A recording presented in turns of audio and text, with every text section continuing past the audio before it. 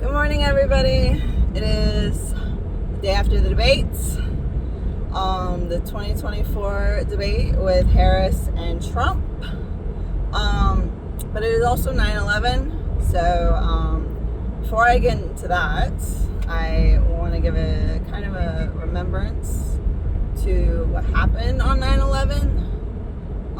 I was pretty young. I was in 9th grade, high school.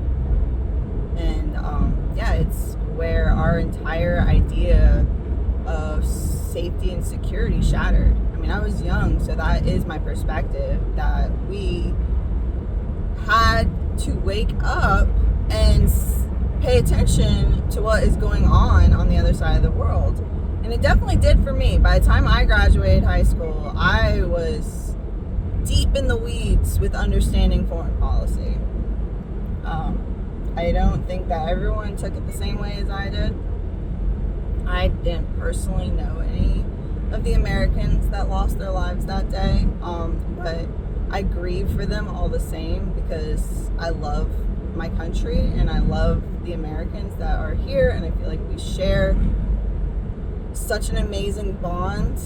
Being American, having the same core values of our Constitution and our rights and the rights we've all fought for, being American. So it's just devastating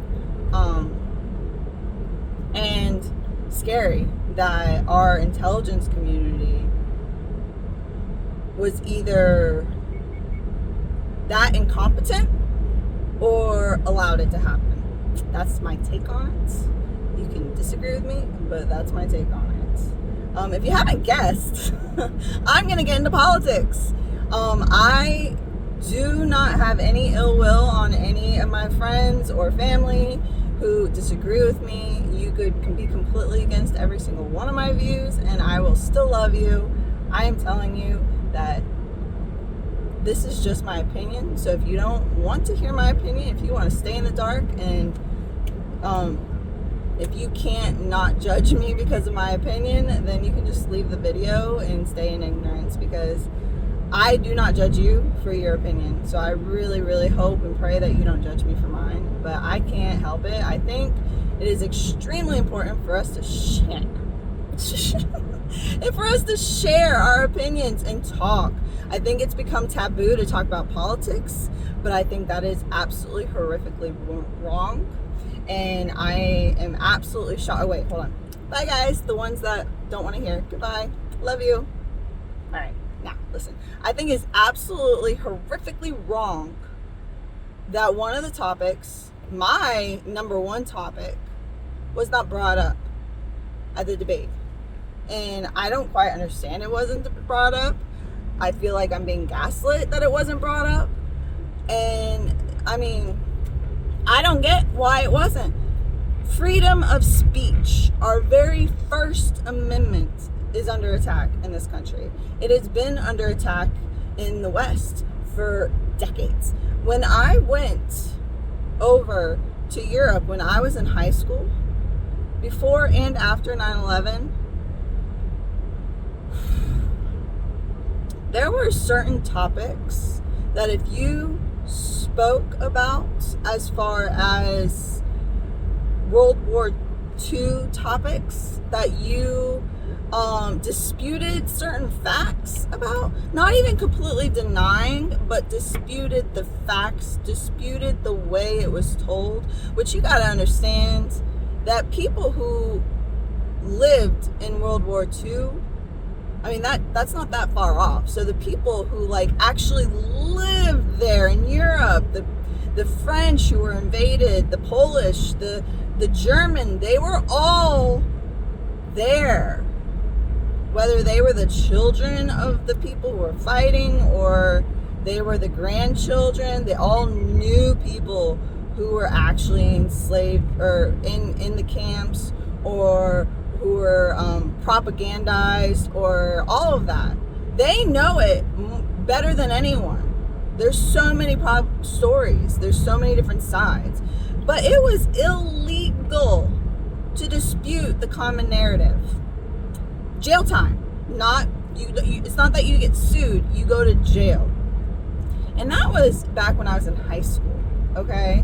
So I knew then that the West was under, that Europe at least had an issue with freedom of speech, okay? And now spiral forward to 2024, and people in London are going to jail for hate speech. And hate speech is a very broad term. You can paint that with a very broad brush and say, oh, well, if you're against immigration, that means you're racist and you're spouting hate speech by saying that you want to close the border because you're racist, and that's hate speech and you're going to jail. Like, they can seriously gaslight, and they've been gaslighting. It's absolutely ridiculous. And then when I hear the Secretary of State, Karine Jean-Pierre, go up there and talk about misinformation, malinformation, and hate speech, and they just make up those words when the entire news organizations across the board lie all the time. I've dug deep into certain things like the Charlottesville thing, and deep into different topics that are disputed across the board. If you hear that, I think it's a very important thing for us Americans to do, is when we should both hear both sides. If we can't hear the other side, we need to dig to find the other side, to hear what they're actually telling their constituents. And then you need to compare and contrast, okay? And then the inconsistencies, because we can all have a difference of opinion, but when one person accuses the other side of that, and then the other person isn't actually doing that, but they must be lying, no, actually dig into it to figure out what's going on. You go back, and there's like video evidence of everything. There's video of the conferences that they are referring to, and if you go back and watch the whole conference, you'll realize you're being gaslit, and that they're lying, and that what he said is not what they're saying he said. And oh my God, I just went on a tangent. The whole point, though, is if we can't trust our news agencies to keep it real, keep it honest, and the news agencies are just the mouthpiece of the government who wants to censor us for spreading misinformation or hate speech, then it's a corrupt system. And we can't allow them to take away our voice, because then the only truth that will be allowed to be spoken is what they say is true. And think about it this way: if you don't believe that this government, this current administration, is corrupt, and you trust them to determine what is true and what is not true, we vote people in. It's an open door swinging both ways, okay?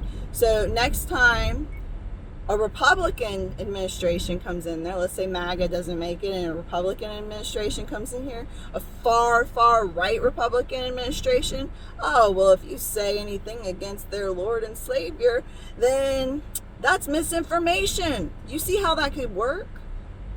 It's a bad, bad precedent to even start. It's not a good idea. We need to keep our freedom of speech. That's why it's the First Amendment. It is our number one right to speak our minds without fear of prosecution. Suing, you can sue someone for defamation. You can sue them all day long. Go to civil court. But it should never be criminal to speak your mind and say what you think. Never. The only thing that I think is a gray zone is when you threaten violence, and then that's a form of violence. And that's always been the case. That's never been a dispute. And the fact that they're trying to make it, but then it wasn't even on the debate. How do they not put freedom of speech as one of the issues? I don't understand it. I don't understand why people haven't woken up to it. I feel like because it isn't a well-known issue, that people are just letting it happen. And if we let our freedom of speech go, we will have a harder fight on our hands to get our country back, because diplomacy is what is required to keep things safe and progressing. If we can't speak and we can't have diplomacy, that's how wars happen. And that's moving straight along to the foreign affairs. The reason all this is going on, have you noticed that they're not talking to the other side? No, they're just saying how bad the other side is, how bad, Putin is, and how bad how bad Hamas is, and this and that and the other. And okay, there are negotiations with Hamas, but it's like butting ahead. Like, it's literally slamming their head into the wall. They're not keeping our ally. When your friend, and I told my friend this the other day, when my friend does something in poor taste, when my friend breaks rules, I'm very harsh with my friend. Because I want my friend to keep their nose clean. Because I want their friend to survive. I want my friend to be healthy and good and stay out of jail and be, a good person, right? So if my friend goes down a bad path, I'm going to yell at them. I'm going to tell them. I'll be the first person to tell them that they're in the wrong. That goes with family too. I'll tell my family all day long. Like, if I had a sister who liked to fight people, I would tell her all day long she was stupid. Would I protect my friend? Absolutely, I would protect my friend. But why are we not holding our friend responsible? Why are we not doing something about it? It's because our current administration does not have any diplomacy. They don't do diplomacy. They don't know how to hold people accountable. They are weak. They're weak. And I mean, I'm not there in the room when he's talking, but you can tell that they've been saying the same thing with the Israel-Hamas thing. She even said the exact same thing. I knew verbatim what she was going to say on that debate stage, because she and Biden have been saying the exact same thing since last year. It hasn't changed. So what are you going to do to fix this problem? How are you going to stop so many innocent lives being needlessly slaughtered? Oh, well, we need a peace agreement, and we need the people to come home, and that needs to happen. No shit, Sherlock. How are you gonna make that happen? How? Like, doesn't make any sense. You just say that and you think it miraculously happens, and then why haven't we had any communication with Putin to stop this war where so many people are being lost? It makes no sense.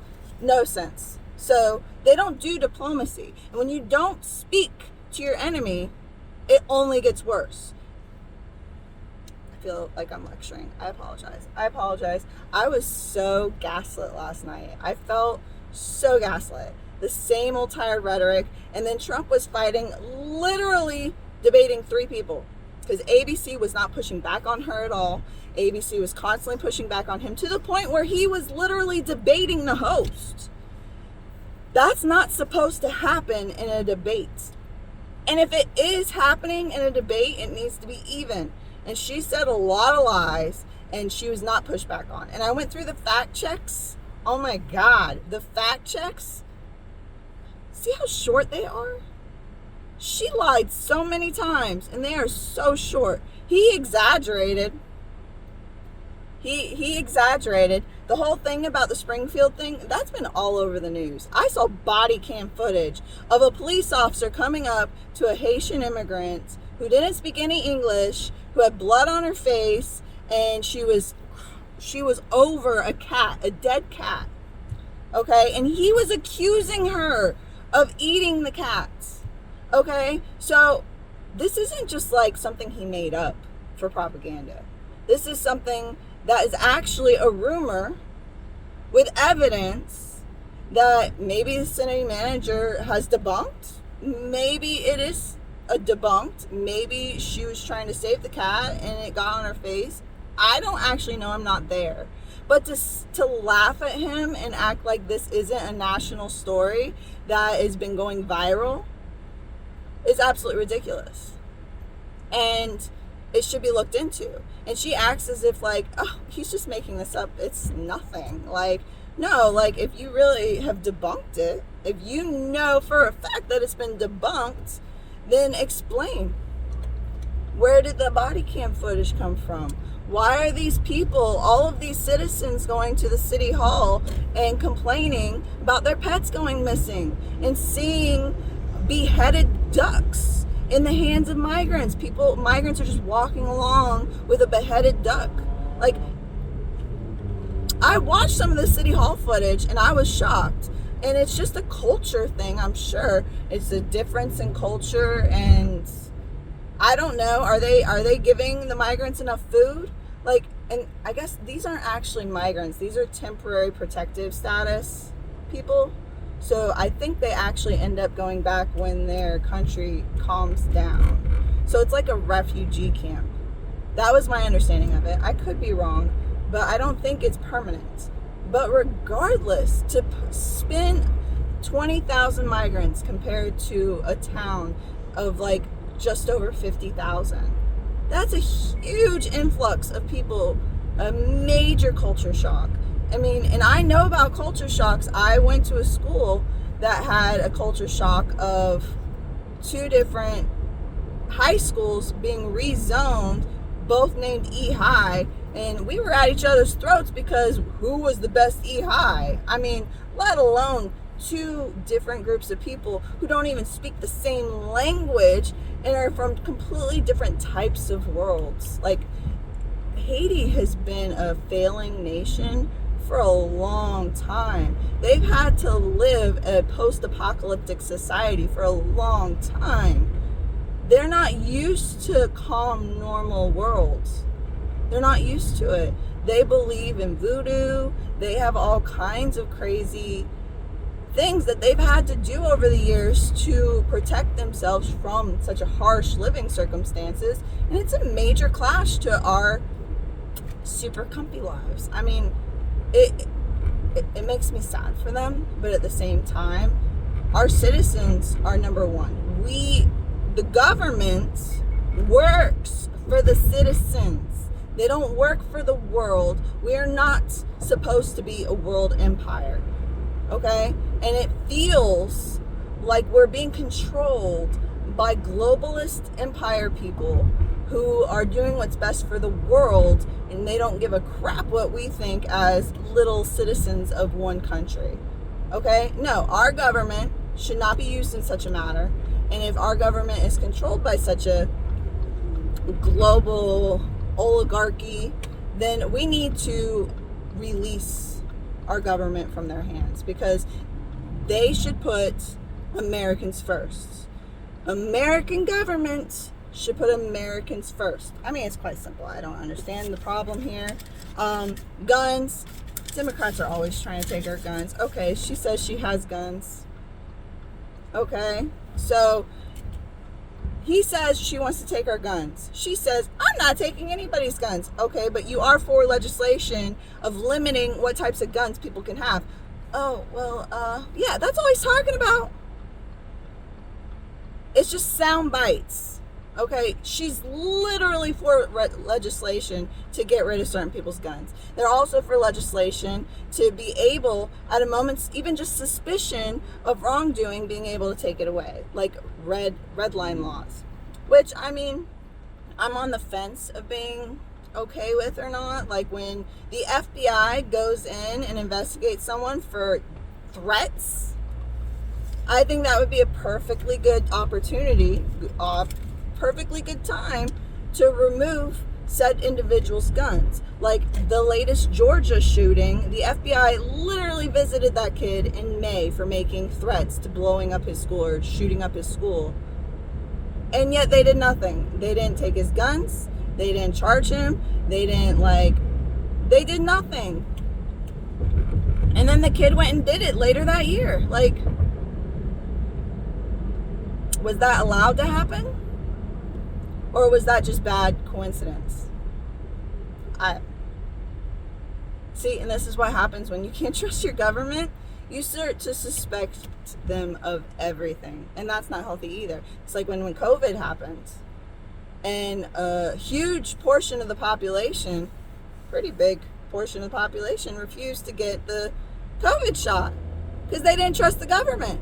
Turns out they were right. The government was full of shit. Like, it wasn't absolutely necessary. They hyped it up. They made it so it was like so dire. They turned family members against each other and friends against each other. My sister was like, oh my God, if you don't get a COVID shot, you're a menace to society and you just want to kill your neighbors. Or you don't trust the government and think that they haven't spent enough time testing out the vaccine. I mean, I got the vaccine because I'm a good citizen and I just like I didn't see any harm in it. I got my kids vaccinated. I wanted to be good. But I knew people who were against it, and I didn't judge them for it, because I understand that if you don't trust the government and you already have health issues, then I get it. You do you. I feel like once the disease has been spread to enough people, there's kind of like a public immunity. Forget what the term is. So it really didn't matter. If enough people got vaccinated, then it would kind of calm down anyways. I mean, logic states, right? So what was the big deal about certain individuals not getting it? Oh, because the healthcare companies that came up with the vaccine wanted their money. I don't know. But anyways, that led to misinformation.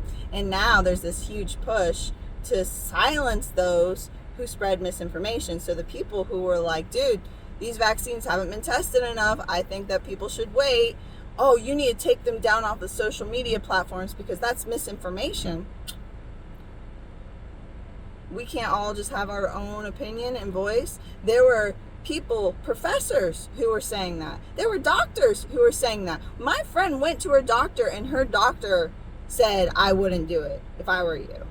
I mean, that she has specific healthcare issues, and he was like, I wouldn't test it. I wouldn't.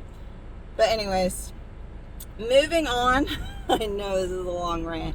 It's a 30-minute drive to my work, and you got me till I get there. I don't know. Democracy. I think that the left is completely gaslighting the right. I find that a lot of the random things the left is accusing the right of, and I'm not saying, actually, I shouldn't say the right, because the extreme right, the actual Republican Party, they're just as bad. They're part of that same pendulum system that goes back and forth, back and forth. If you guys didn't understand this by now, MAGA is called MAGA because they are a branch ripped out of the Republican Party, okay? He was not supposed to win the primaries in 2016. They were pissed. They lost to a populist candidate in 2016. Trump was a Democrat before he decided to run for president as a Republican. He won the hearts and minds of the populists within the Republican Party. He is a middle of the ground kind of candidate. Okay? He is not with the far right. So when the far right makes a document called 2025 and then promotes it and tries to sabotage Trump by showing off their extreme right-wing bullshit, why would he do that? Why would he do that? Makes no sense. It just fits their narrative. Now, instead of fighting, instead of her going up there and actually debating against his actual policies, which he's had up there forever, it feels like, since he made the website. He had Project 47, or what is it called? Article 47? I don't know. But he had all of his policies up there. You can go and read them all. You can listen to his hour plus, his big, where he talks about all the policies. And you go to his rallies, and they're always different. He does not have the same boring speech. He's always changing it up. You watch her rallies, and I've done this. I've watched her rallies, and I watch his rallies, and I go back and forth.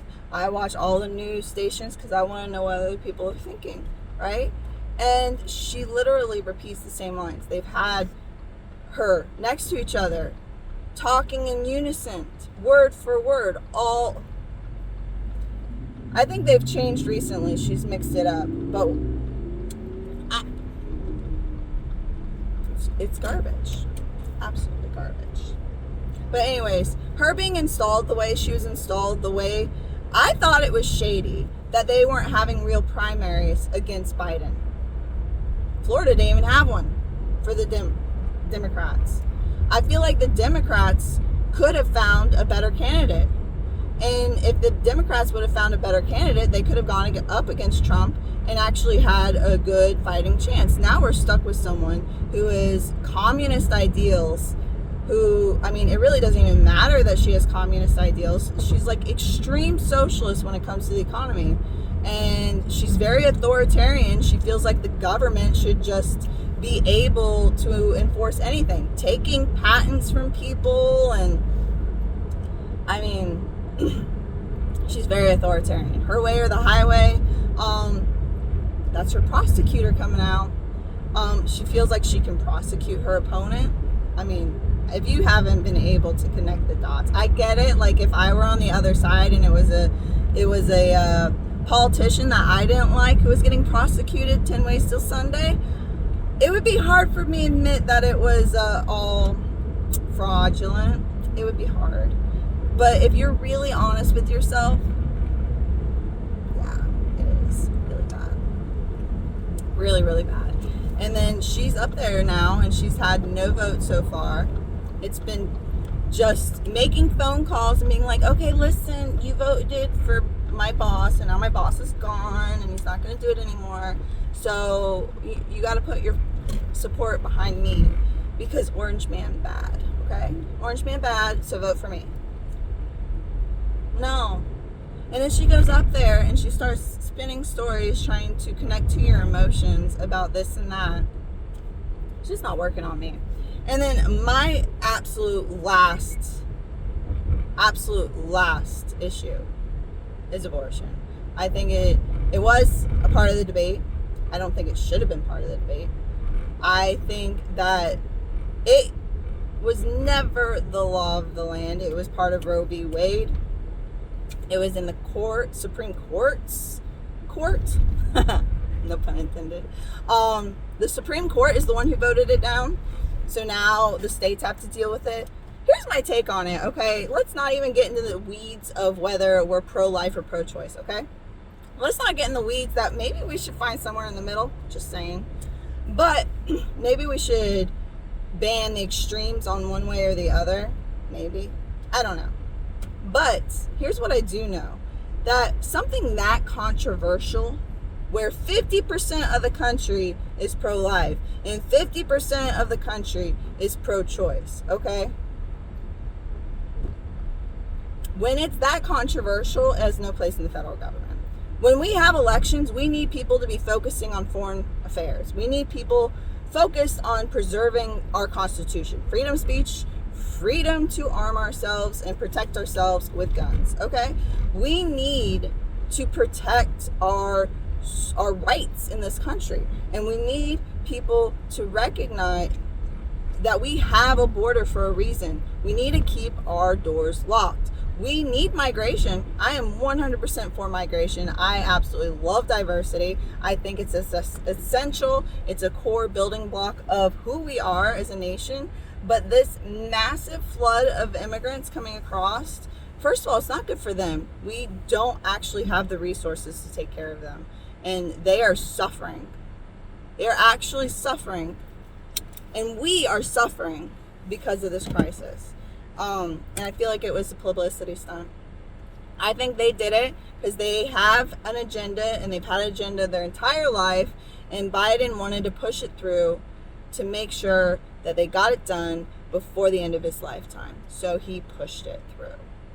I mean, but it's been a long time coming. We really need to wake up and look around the world because Europe has been flooded with migrants for decades. Decades. They've been having this issue for decades, and it's like on the verge of civil war in a lot of their countries and constant violence. And we're only experiencing the beginning of it, and it's extremely uncomfortable. So I hope I didn't offend anybody too much. I love you guys, and if you completely disagree with me, I completely understand. We see it from different perspectives, and really when it all comes down to it is I want everyone to be happy, healthy, and successful. And I mean, I love everyone in my family. I love all of my friends, my community, my city, my state, my country, and then my world. And that's how my loyalties go. So that is my 2 cents on things. Feel free to comment, but please be respectful, because I don't want to fight with anybody, but I don't mind a little bit of back and forth to kind of get to the nitty gritty facts and to understand other people's perspectives. All right, guys. I'm Charlotte, and see you next time. Bye.